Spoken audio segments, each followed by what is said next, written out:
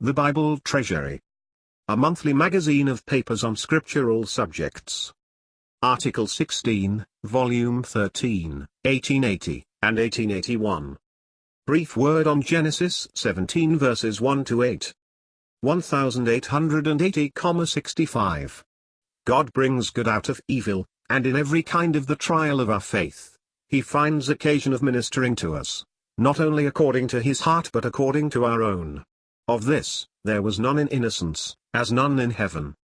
He brings all the fullness of His grace into trial to prove there is one who is interested in us in our varied sorrow.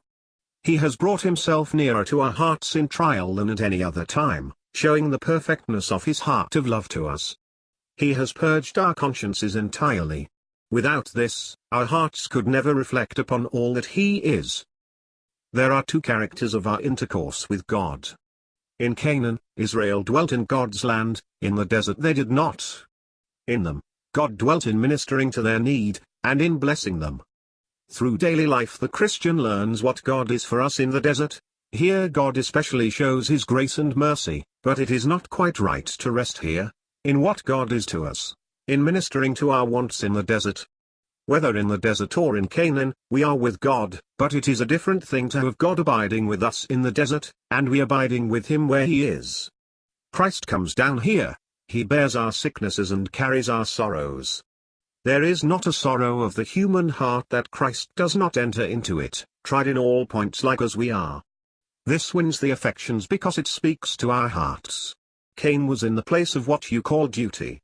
He had not a sense of sin, nor of the new thing. There is not a single thing in the character of sorrow into which Christ did not come.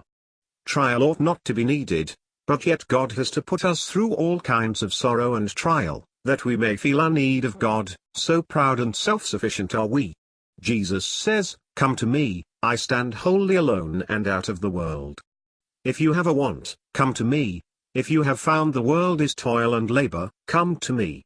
I have tried the world, and find not one thing in it. If you have found this too, come to me.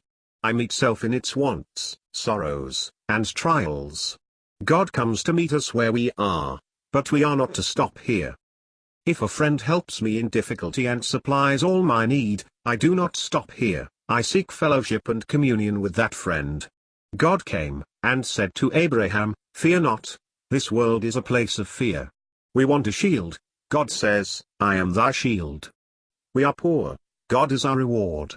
Walk before me, be with me according to what I am, perfect, walking with God according to the revelation that God gives us of Himself. God comes into the heart, and there is not a fibre but He puts in tune by His own grace. You will have sorrows where self-sufficiency is at work. You will have trials where self-will is not judged to show you what is in God, and to ripen you for heaven, to make us think of the sorrows of others, and love others, caring for the wants of others, and not our own. When God talked with Abraham, he fell upon his face. He did not ask God for anything. When He has emptied us, and we have learned Him, He talks with us, telling us of Himself, "I am the Almighty God." He expects us to care for Himself. He cares for us surely. Whatever your trial, come to Himself, do not reason about it, but bring it to Him. God talks to you of His plans and purposes, of His own blessedness. I put myself into this blessed relationship with thee, that I may bring thee into enjoyment with myself. Abraham falls upon his face. This is holy reverence, the spirit of worship. God is not ashamed to be called your God. How far can you intercede for others? I find this often a test to my own soul.